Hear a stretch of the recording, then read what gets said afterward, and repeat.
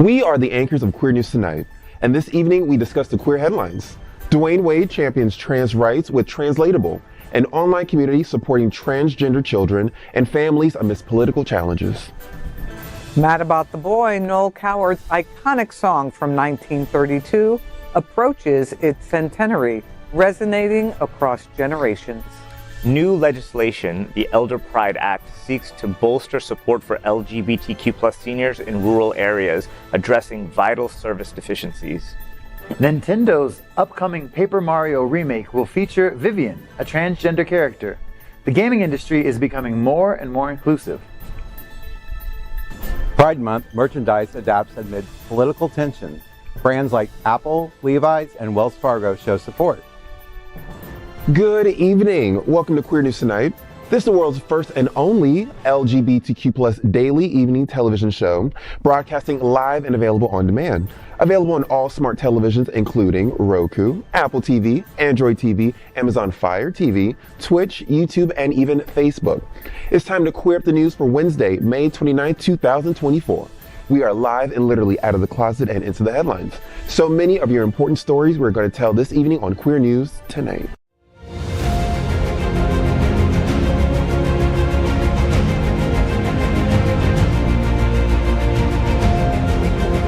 This is the world's first live daily LGBTQ evening news show, literally out of the closet and into the headlines on Queer News Tonight.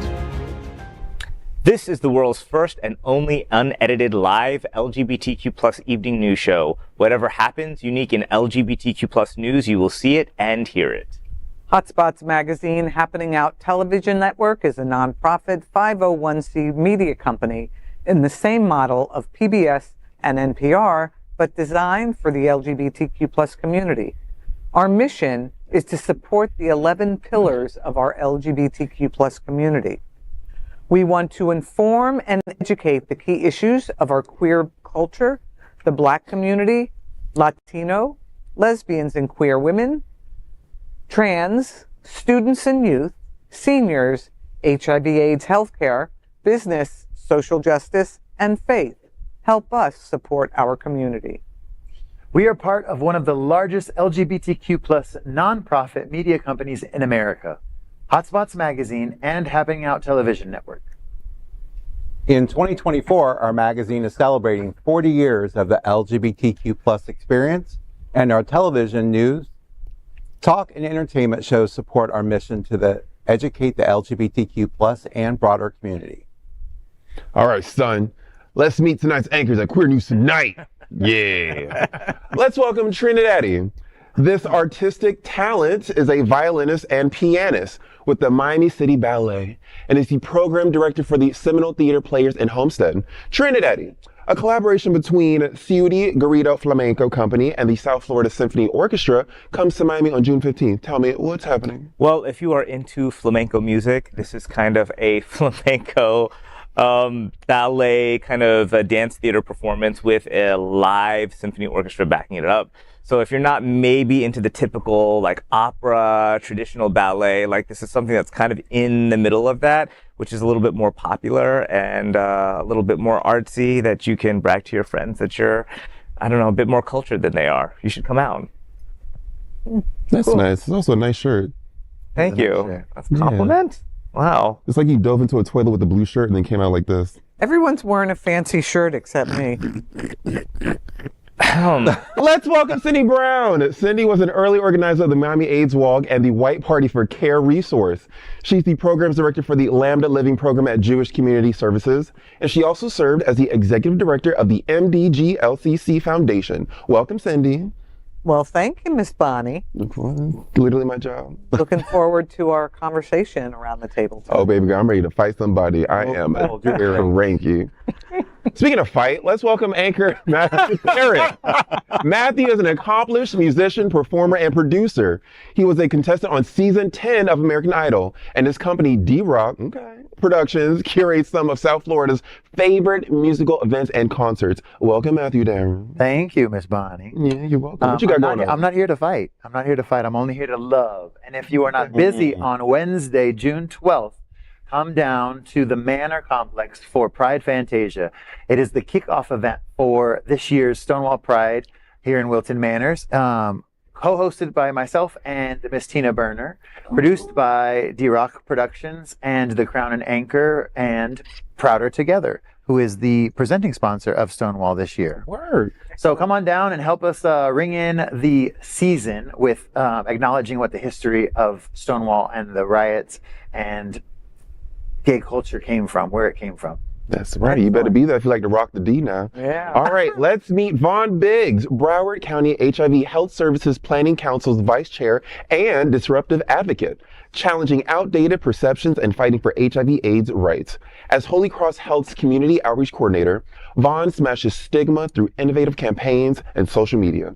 Vaughn, June 27th is a National HIV Testing Day with a theme of Level Up Your Self-Love. Check your status. Tell me what's happening. Absolutely. So as we all know, it is National HIV Testing Day. We have 1.2 million people living in the U.S. that are living with HIV. Wow. And there's only 1 out of 8 that do not know their status. So they're living with HIV and they don't know. So it's very important for everybody tested. If you are sexually active, get a test. You know, they're so easy to get nowadays. And I know the community of Broward County is offering HIV testing everywhere. You can pretty much, I know we're partnering with Walgreens. Jose and myself will be at the one at either Lauderdale by the Sea at the Walgreens there, or we're going to be at Oakland Park. We haven't decided yet, but doing testing all day. So I think it's just a great way for people to come out and for people to recognize, let's eliminate the stigma in this, you know, get your HIV test, get your STI tests, get them all done. And if you're changing sexual partners, get a new one. Don't wait once a year, right? Right. If you say not so, a sexual sure. partner. No. Partner, get a new partner. Right. Or, Right. get a new test. Exactly. Get what you want. Right. Get tested. It's free. Yes. New partner, new test. That's like a slogan. Oh, Oh, there you t-shirt. go. I'm Yeah. ready. I'm living for it. Yeah. And of course, this is tonight's lead anchor, Bonnie Builder. She is the premier South Florida bodybuilding drag queen and the current reigning Miss Mix Marys, a recent graduate of FIU. Bonnie Builder is a trainer and comes to life with a microphone and a spotlight. Bonnie Builder, every Saturday you're at Cush Brickle for Drag Queen Trivia. Tell me what's happening. Okay, I will. So on Saturdays from 4 to 6, ooh, that's me. I host Drag Queen Trivia. Now this location, you may know it. It was formerly the iconic Tobacco Road in Brickell, and it is now shifted over to Cush.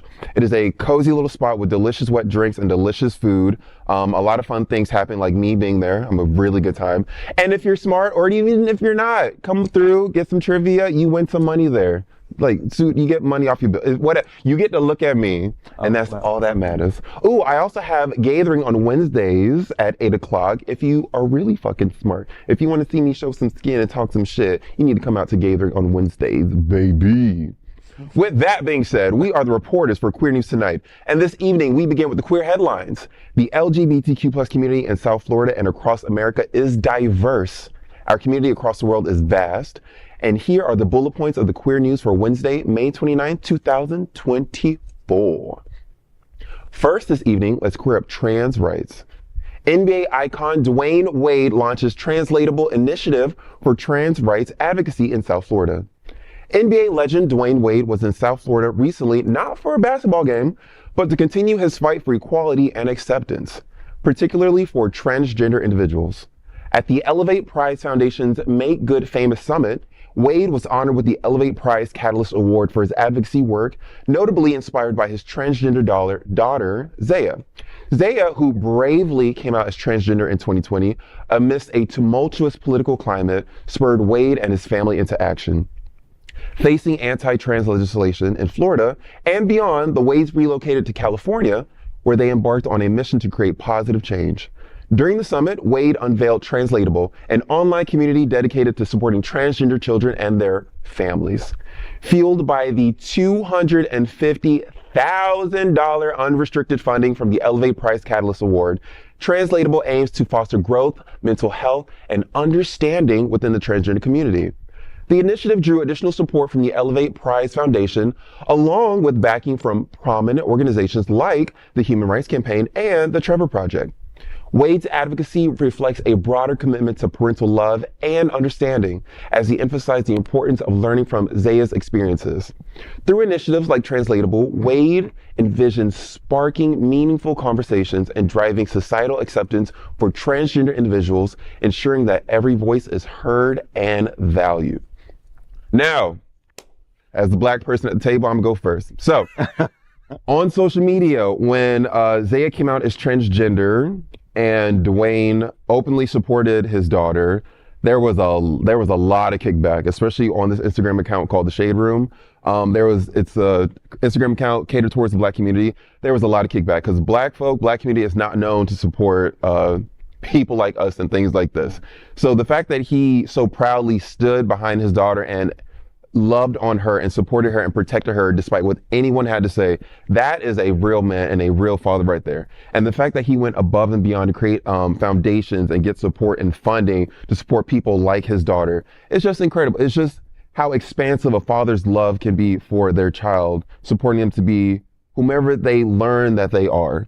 That's really huge. And you know what's really great is he used his celebrity to make positive change.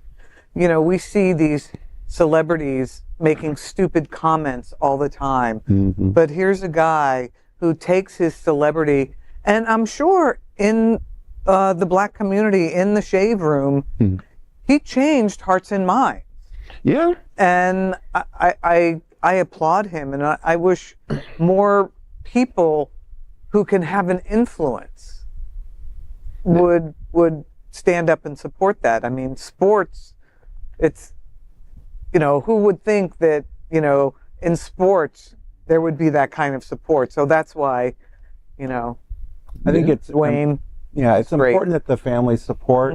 Obviously, you know, we just did a story recently here on Queer News Tonight of the Trevor Project, which spoke to, you know, mental therapy with our youth, and I think that just continues to speak loud and clear that they have to have family, they have to have supportive measures. I wish he hadn't had to move to California. I know, I to agree make with the that. change, Yeah. because not many families that are dealing with their children have the ability just to pick up and move. Right. And so I think that, you know, there's some lessons to be learned. I'm glad to see it. I hope more celebrities could step up to the plate, That would be even nice. if they don't have transgender children. But I think that right there is probably one of the reasons why he started this online community. Right. Is because he wanted his daughter to have community, to be able to be surrounded by people. And, you know, that's one of the benefits of technology now, and being able to be connected to people all across the world, creating community within your own home sometimes. Our greatest allies, in my opinion, are straight men.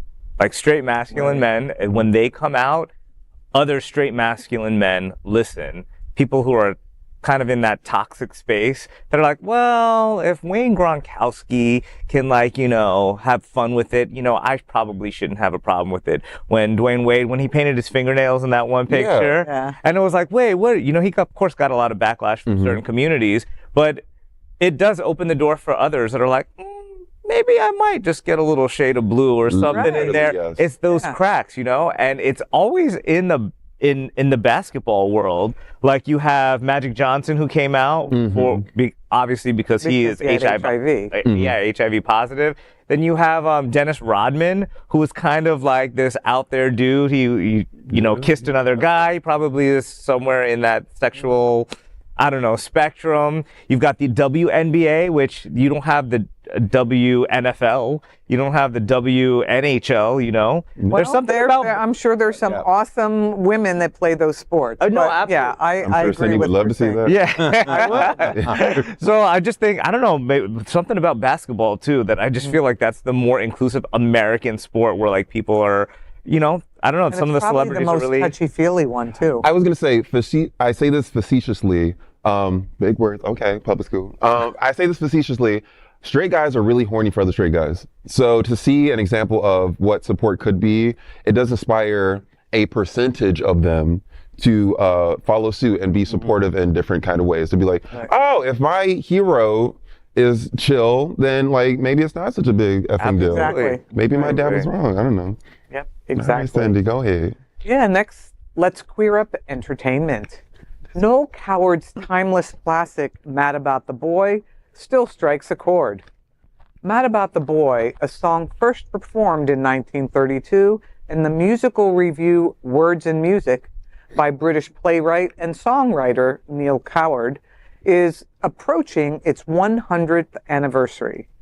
This timeless piece has been reinterpreted by numerous artists and resonated with countless listeners over the decades.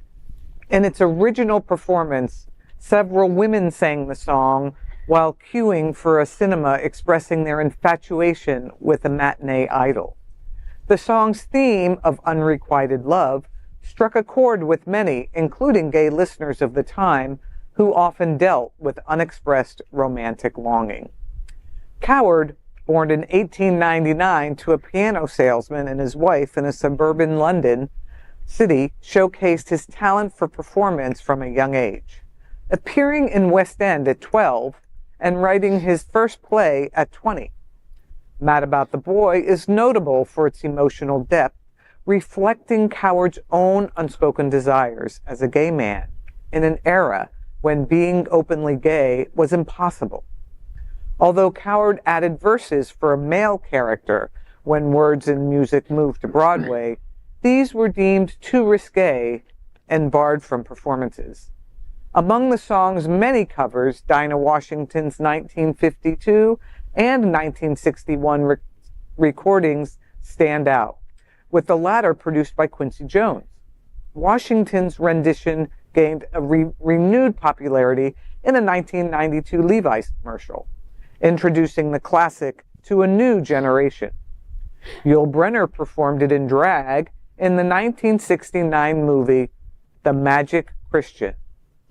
Mad About the Boy has since been covered by various artists, including Adam Lambert, who performed it on Strictly Come Dancing in 2022. This performance featured two male dancers embodying a vision Coward might have only dreamt of. I see folks like this all the time, seniors who lived in this era where it was outright impossible, super dangerous, way more dangerous than it is now. Mm-hmm. And these folks have PTSD. And I see them all the time. They don't understand how young people are, okay with being out, and, the guys that are a little more flamboyant, or, the women who are a little more butch. In their era, it was impossible. So I think that Mad About the Boy is the perfect example of a progression of, how a song that was first performed in 1932 mm-hmm. had a certain impact and meaning at that time. And now we're hearing that song as Noel Coward would have wanted us to hear it. Mm-hmm. And it's, for me, I think it's really wonderful. Yeah. And you said 1932, correct? Yes. Okay. Vaughn, where were you when the song came out? Wasn't even thought of yet. Or as my mom would say, in Egypt picking corn. Yeah. The point that you made about, like, we'll call them seasoned exactly LGBTQ plus mm-hmm. We're using that word now. I think it's interesting that a lot of us kind of fall into this middle category, this middle generation, where mm-hmm. it needs to be our mantle to take up and our responsibility to share the history and the stories. And like gay songwriters from the early 1900s, you know what I mean? Mm-hmm. So unless we're telling the stories, unless we're sharing that with your shows, I know that you are a big advocate of gay culture. And yeah, I do this song all the time. Every week, right? But yeah, the baby gays need to know.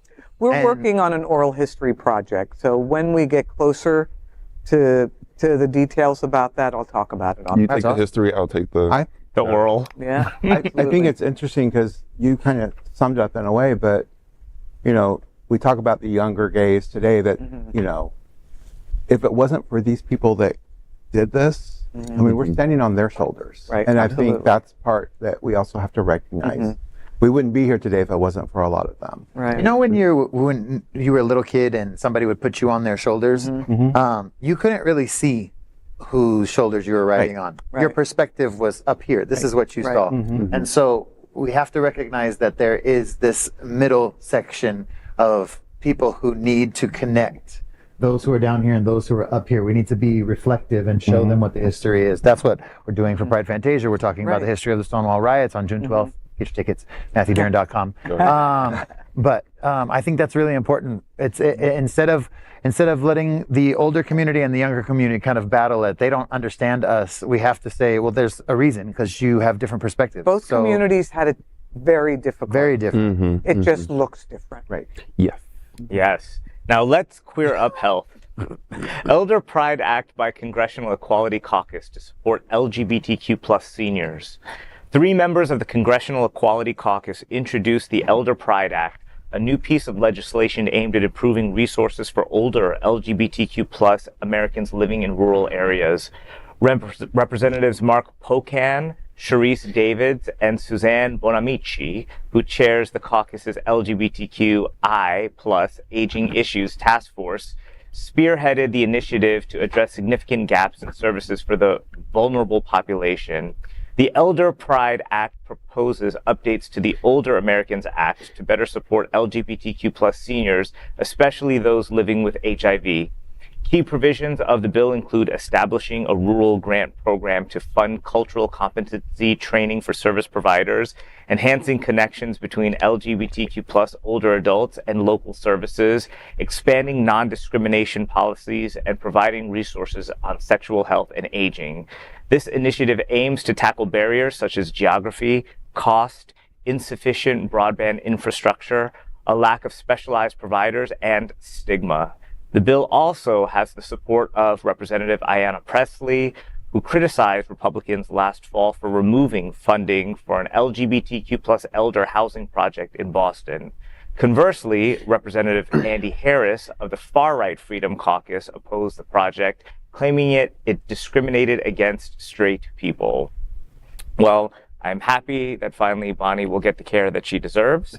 And that I work on a few days a month at an elder care facility, working with Alzheimer's patients and with kind of a retired elderly community. And I see them every day. It's been years that I've been doing this now, and I've had a different appreciation for the elder community. We're all going to get there if we're lucky. Right. If we're lucky, we're going to get there, and we all are going to need these services. And our LGBTQ plus community in particular is kind of unique in that we have a much larger percentage of us being single and not having children. And so when you don't have these people to either visit you or to take care of you, we have to stand with each other. And I have this pact with all my single friends. It's like, you know, on every holiday, like we have to text each other. We have our group thing because we know we ain't got no partners. We ain't nobody take us to the airport. That's true. Like, you know, it's our. You are very alone, yes. Exactly, you know, and so thank you for reminding me. I just wanted to make it very clear. Yeah, you know. That's right. So TriniDaddy is alone, guys. Yeah, it's really important that we have these services built into our infrastructure. So, and it's not just for the LGBTQ plus community, it's for all the people who fall into that community of people who just don't have the support system. So it's important. My Caribbean parents, that was like such a huge thing, and that's different maybe in America, is that taking care of your family and your grandparents and your great-grandparents, whoever, is like of the utmost importance and respect. You know, it's just something that's a little bit lacking in this country, and I'm glad to see maybe a little change on that front. You know, they say by 2030, half of the country's population will be over 50. Right. Ooh, hot. So that, you know, that's half of us at this table, right? 1, 2, 3, 4. I'm always, But anyway, I'm already over 50. So. But then you talk about, you know, it talks about LGBTQ plus in the HIV population, and you think of that, and you know, people living with HIV are living much longer. It's not a death sentence. They're not dying at the average age of 32. They're living, in most cases, longer than the average man that would say live that doesn't have HIV. Why? Because they're in healthcare. Right.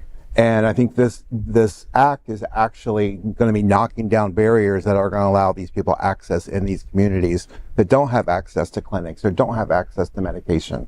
And I think it's just going to continue to prove that, because everybody in the country is aging, and we've got to be able to take care of everyone. My incredibly sexy husband Ray has worked in post-acute care, senior living, rehab facilities for his entire career, and having that in my world and hearing him talk about it, it's not necessarily a crisis, but they are very much aware of the fact that an entire generation of LGBTQ people, because of the AIDS epidemic, was knocked out, and so now we have this aging populace within our community, and what do? We don't want to send people back into the closet, basically into, senior living facilities that aren't accepting and blah, blah, blah. So it's a new world in that entire landscape. Yeah. And, part of the thing that makes this really important is they're focusing on rural areas. And we live in, cities that have LGBT organizations and events and clubs, and in these rural areas, they don't have anything. They might not know more than maybe a handful of other LGBT people. They may live their lives without that kind of a community. And what's really dangerous, in addition to, HIV/AIDS, but just healthcare in general. And seniors, LGBT seniors, one of the main reasons that LGBT seniors don't seek medical care is because they're afraid of how they're going to be treated. And if you are going to a doctor, you really need to be honest with your doctor.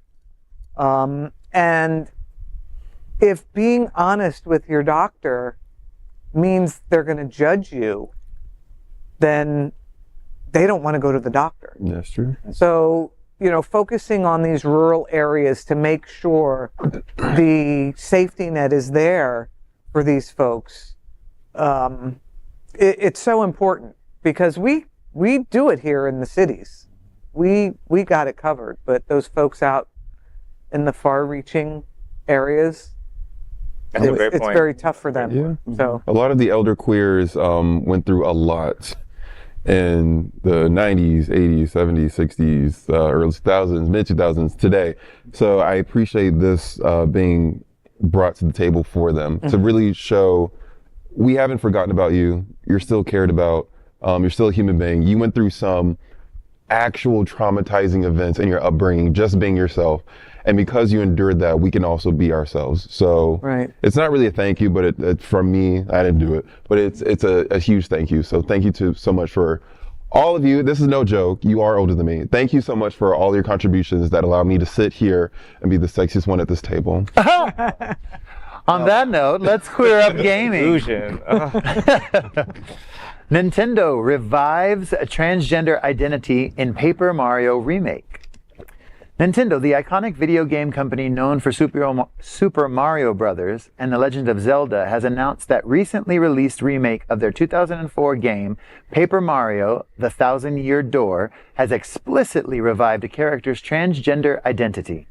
The character, Vivian, discusses her gender identity in dialogue with Mario, revealing that her siblings bullied her after she realized she was a girl, highlighting the villain's transphobia.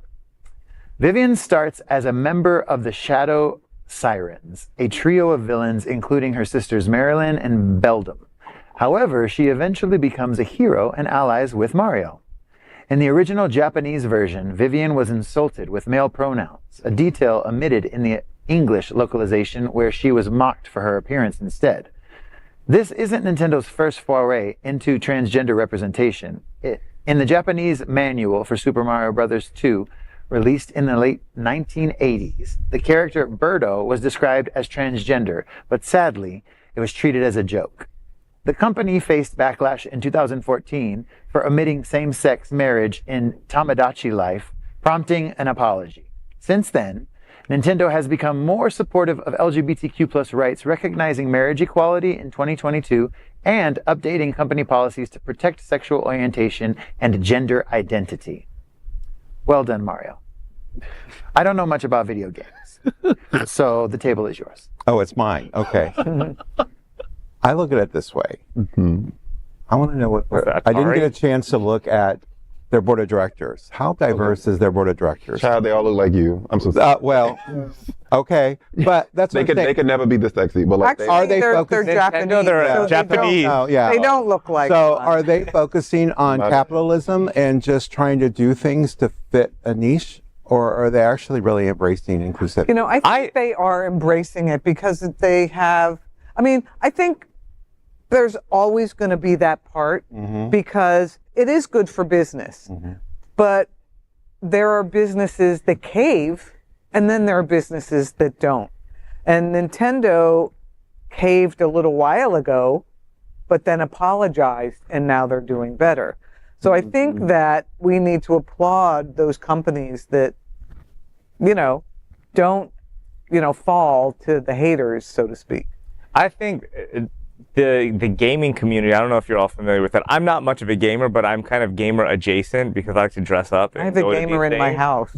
Yeah, like it is the most queer, like open spectrum community that there is of any group that I know, any popular group, the anime community. So for them to not do that would be just terrible business.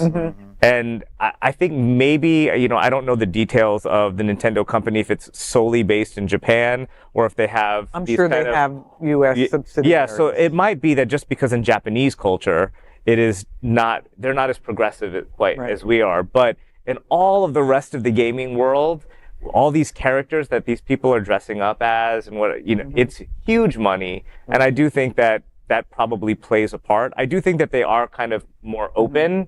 You know, I don't want to say that they're, you know, doing it just for the money, but it's one of the most accepting communities. It's one of the most spectrumy spectrum-y? Yeah, on all levels. Diverse. On all levels. Very diverse. Well, I mean, like also on the sexuality spectrum. Right. Could be on the autism spectrum. It's the most inclusive group of people and non-judgmental. So I think it's great for them, and it makes great business sense too. Yeah. Gamers are notoriously, you know, chill. Except where they're yelling the F word at you. Yeah, I've got a headset. game. He's not always. There, like you said, there's a spectrum. There's like the chill, super queer side of gaming, and then there's like the die hard, go F yourself, go K yourself sort of side of it. I find that the straight gamer community are far more open to LGBTQ+. Who are you playing with? First of all, what are you playing? Fruit Ninja? I don't. Is that the slice one? No. I'm saying I don't really game. I just hang with gamers, so I don't play any of that stuff. It's just interesting, and they're mostly straight guys. So these straight guys, like their views on gay people and bisexuality and all of that stuff. Plus, they're also a lot younger too, and the younger generation is in like. Well, I have no they're gaydar all- with younger generations anymore. They're all literally every single one of them. But yeah, I have a lot of friends that would go off for this sort of news. Much like these people at this table, I'm also not a gamer. I work and have a life. So no offense. No, they're gonna gamer community. They are serious. Come I support you. Book me at your VidCons or whatever you guys do. There we go. I think this is really eat my ass. I think this is really huge for the community, and I'm happy that we have it because it wasn't here before, and now we have it. Right. Look at you go. Excellent. Speaking of going, Vaughn. Yeah. Speaking of booking Bonnie, next, let's queer up business. Haters will hate, but the LGBTQ+ community will celebrate this pride with its supporting brand. As June arrives, the landscape of Pride Month merchandise has evolved. Once characterized by vibrant displays of the love-themed Mickey Mouse backpacks, pronoun pins, and a not-a-face hoodies, national brands are now more cautious. Last year's conservative boycotts, which slashed sales for companies like Target and Bud Light, have influenced this shift. Neil Saunders, managing director of the Global Data, notes that mainstream brands are navigating a volatile political climate, attempting to strike a balance within the alienating consumers. However, not all brands are retreating. Levi Strauss & Company remains steadfast, marking a decade of Pride celebrations with a robust collection and a $100,000 donation to Outright International. Similarly, Wells Fargo will celebrate with employee events, support for LGBTQ plus organizations, and parade sponsorships. Apple and Walmart have also launched their Pride collections. One more thing to note is despite the challenges, the economic influence of the LGBTQ plus community remains significant. With an estimated 1.4 trillion, and that is a T trillion, in purchasing power in the US and a 3.9 trillion globally supporting LGBTQ plus initiatives, is not only a societal benefit, but a profitable business strategy. As LGBTQ plus identification in the US grows, now at 7.6% of adults, savvy brands recognize the importance of maintaining their support. Conservative haters and misinformed protesters need to know that creating a negative narrative around the community is not going to stand the test of time. Well, I don't know. I have a lot of feels on this. Because I look at it as capitalism as well. When you deal with, when you see certain brands, as far as all of a sudden they're doing it, and before they didn't, they've been in the headlines for not being supportive or inclusive, and now they're developing products, for the community. I would like to see us obviously have more organizations that are strongly LGBTQ plus led, creating our Pride products for us, and us buying into that and supporting that, $3.9 global trillion economy. I mean, honestly, authentic or not, keep giving us your money because we need the financial backing. Whatever your personal stance, big corporations are, as long as you keep supplying us with the dollar, then and visibility. Our community wants to be seen, right? And business is business, and so I'm not mad at anybody for rocking the business acumen that they have in order to do both. But it does bring us back to us as a community. We should be supporting ourselves, each other. So queer performers, you have multiple opportunities to go and try trivia tonight. You support local artists, support local businesses. Wilton Drive is a mecca of LGBTQ plus owned businesses. All you have to do is go walk down the street, choose one, and go in there and patronize them and support our community. You're a go-to. I also, excuse me, I believe that people can learn, and I believe that they can grow from what they learn. So, one of the companies that you talked about in the story was Walmart. A while back, we did a story here on Queer News Tonight about Walmart funding a LGBTQ youth shelter. And it's like, Walmart funding an LGBTQ youth shelter? And that's not something that they, that I had heard of. We covered it here, but I didn't hear anybody else covering it. So, I had always been suspicious because of the family being, homophobic and not having really good, and very conservative. But, when I see that Walmart is going to have some Pride stuff to sell, it's backed up by their being a primary funder of opening an LGBTQ youth shelter. So whereas I might have felt a different way about Walmart back then, I accept people when they evolve, if they honestly evolve.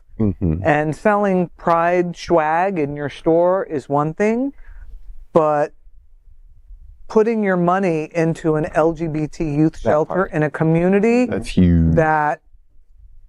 And I can't remember where it was, but I know it's in a very red area, very conservative. So.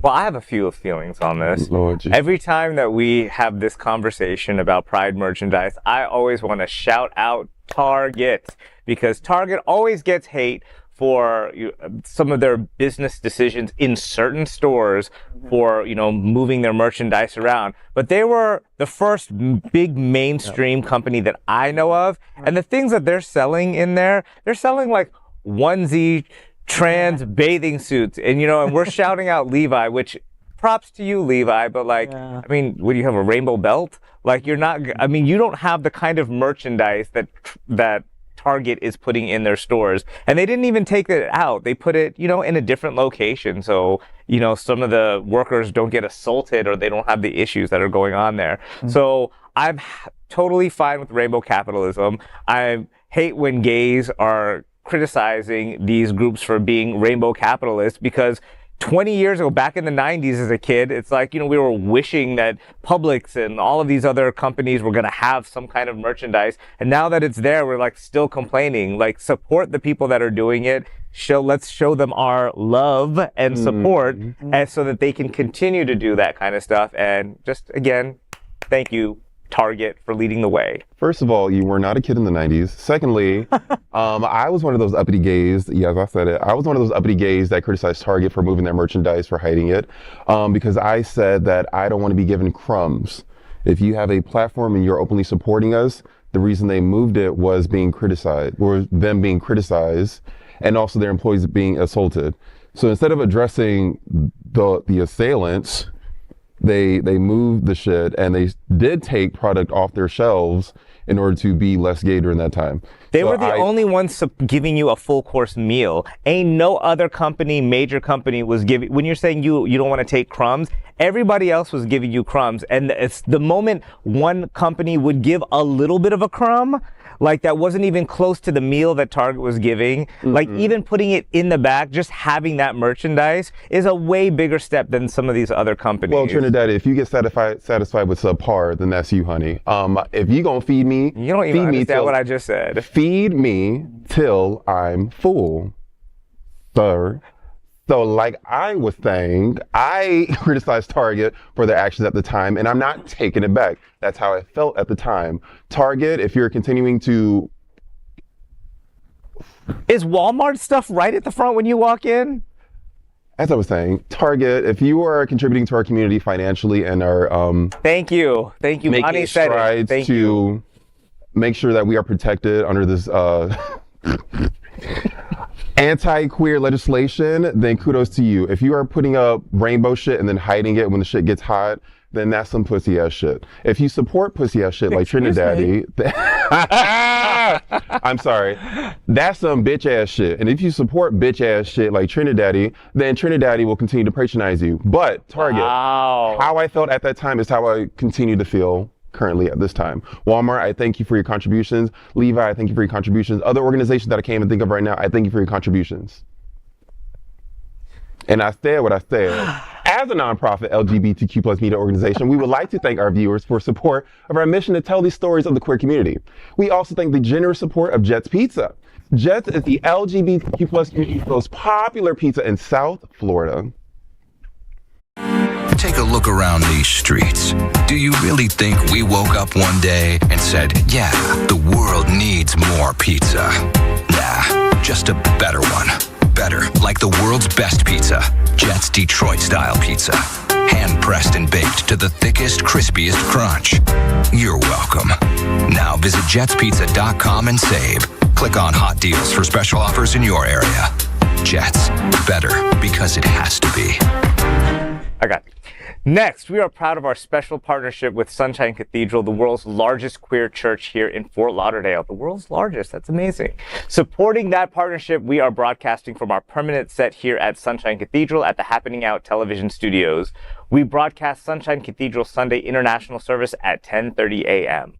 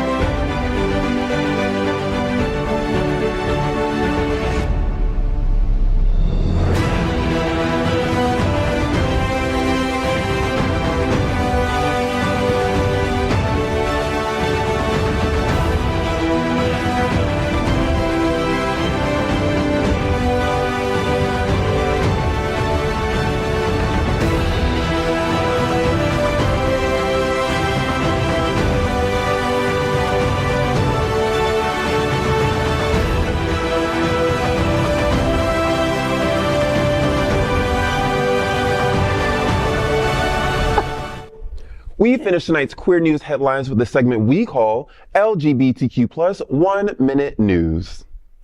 LGBTQ plus 1 Minute News. Let's queer up trans rights. Second under 18 transgender teen killed in Alabama shooting.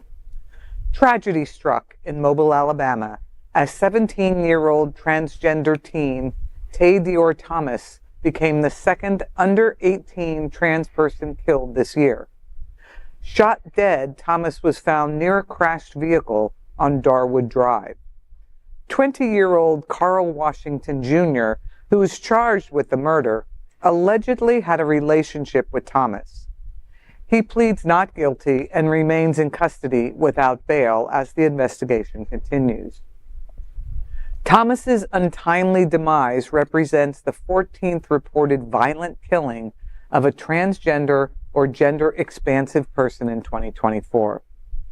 Human Rights Campaign has also paid tribute to Thomas. It just breaks my heart every time I hear about or read about another trans person violently murdered. When will it end? Will it end? Yeah, this is absolutely heartbreaking to see people of my complexion still attacking each other. Now, I will say that we don't have all the details of this event through this story, and I do implore you to find out more information about this. But if this was a hate crime based off their her transgender appearance or identity, then we got to get past that. We got to protect our folk. Honestly, people, we got to get past this. Yeah, I think it's just from a psychological perspective, it's somewhat interesting that many of the perpetrators of these crimes are romantically or sexually involved with them. And what does it say about that internal homophobia Absolutely. that people have, how toxic 100%. It can be, that it's really not about them, it's about the person that they killed, it's about themselves and the struggle that they have within them. The recent report that I read from HRC about this was that he had the fear of people finding out about their relationship. And then I look at the ages and I go, there's our mental therapy, our how to deal with so many of these issues that our youth just don't know how to deal with today. That is correct.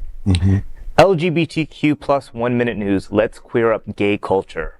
Our favorite hot priest, Andrew Scott, is gay, but not open gay. In a recent Variety interview, Andrew Scott, known as, quote, the hot priest from Fleabag, discussed his career portraying complex, often queer characters. He emphasized the evolving cultural perceptions of LGBTQ plus people, but critiqued the term, quote, openly gay. Scott noted that unlike straight people, LGBTQ plus individuals are often expected to discuss their sexuality publicly. He also highlighted that while being out is progress, the terms out and openly are not interchangeable. I think that is very much true. The reason why it took me so long to come out in my 20s was because I just wasn't comfortable talking about sexuality in general. Like, even if I was straight, and as soon as you're gay, it's like everybody asks you all these questions, like very intrusive. And I know that they don't really maybe mean it that way, but I just didn't want to talk about it. It was private. So I totally get his perspective, and, whether you're open in a small group or whether you're out to the world, that is your business. Right. I would like to think that he's saying the statement primarily to the heterosexual community. Thank you. I feel like this does not need to be yelled back into your own community. There is a demographic of the straights, I'll call them, that feel the need to ask if you are out, to really put your business on Front Street, to seemingly wonder, like, are you gay? Well, what kind of gay are you? Are you like the sissy gay or like whatever? I think those labels are things that this particular individual is tired of answering during constant interviews that he probably has to endure. So I think this conversation is not for, or this comment is not for us. I think it's for the other side of the fence. Agreed. You took my lines. Okay, well, I can do that. 55 years of celebrating our LGBTQ plus history, from the 1969 Stonewall riots to the 2024 Stonewall Parade. These are the stories of Stonewall Pride.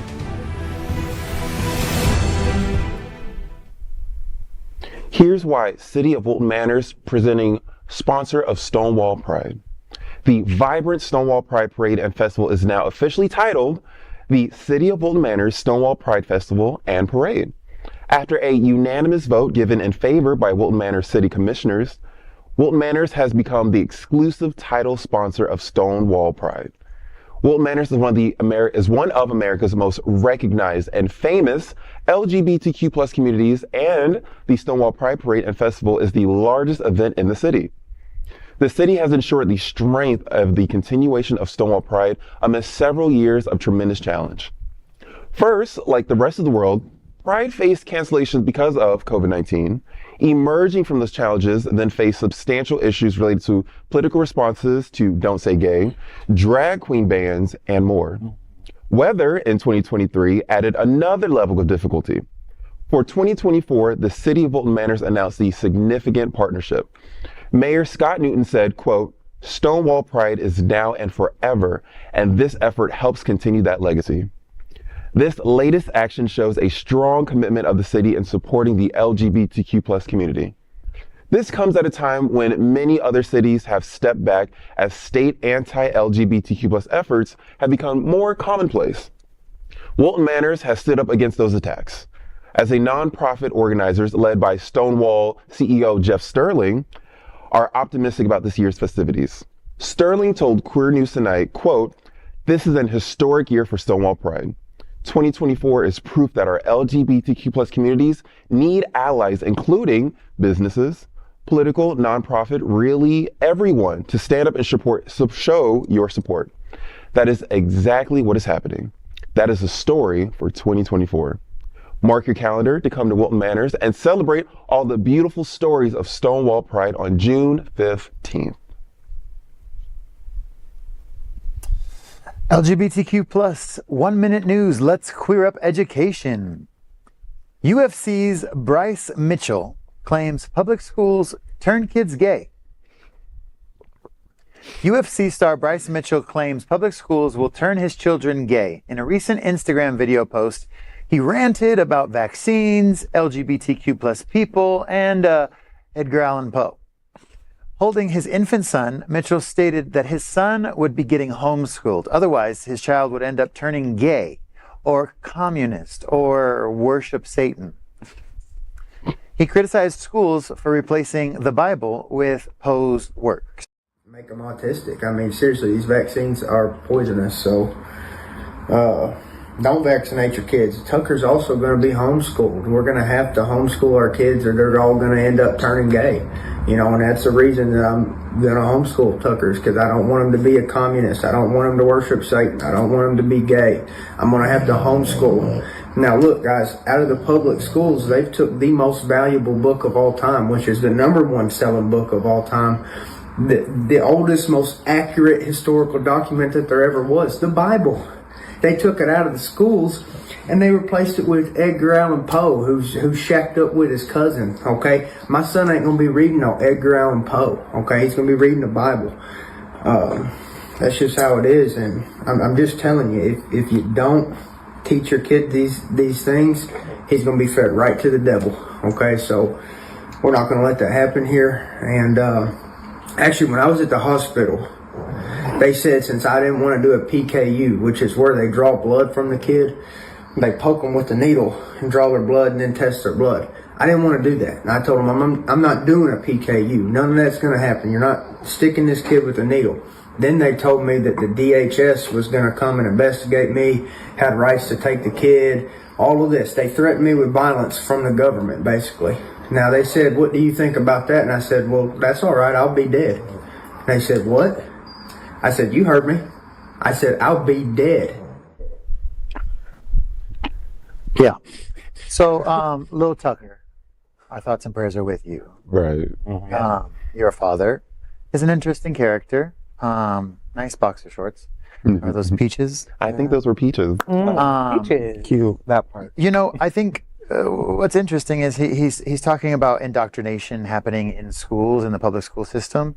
And as a pastor's kid, who grew up in a very religious home, there's so many opportunities for us to be indoctrinated by the things around us. And the reality is that hiding from a world that has, expansive perspectives and different ideas and points of view is what is going to cause the majority of the problem for young people. It's not that they're being exposed to something, it's that they're not being exposed to different thinkers. That's how you grow. You grow by being around sharper people than yourselves. And his dad is not sharper than Tyler's dad is not Baby, that's a the double. sharpest tack in the box.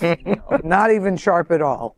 Yeah, no. It might just be, I know this is a hot take. Don't say it. It's a hot take. Don't say But it. like, I actually am one of these, I have a very different view of sexuality in general. And so I think that everybody on some level is bisexual. And I think when you remove the stigma behind experimentation, people do start to experiment, which is why the younger generation now, I forget what the statistic is, but Fox News was having a field day over like, all right, back in the 60s, this is how many people identified as bisexual, or on this, in the 70s, 80s, 90s, and we get to today and they're like, well, what's happened? It's just we're removing stigma. So it's very possible that if your son went to school now and, and was exposed to different ideas, he would be more into experimentation than being homeschooled with you. Having said that, people will always end up becoming who they are. Exactly. So you can either help them through it or you can put them through years of therapy. Yeah. I mean, I went to public school. I'm gay, so I can't talk shit. Yeah. Bon? Yeah. All right. LGBTQ plus 1 minute news. Let's queer up gay culture. DC Black Pride 2024 is launched with an opening reception and Billy Porter performance.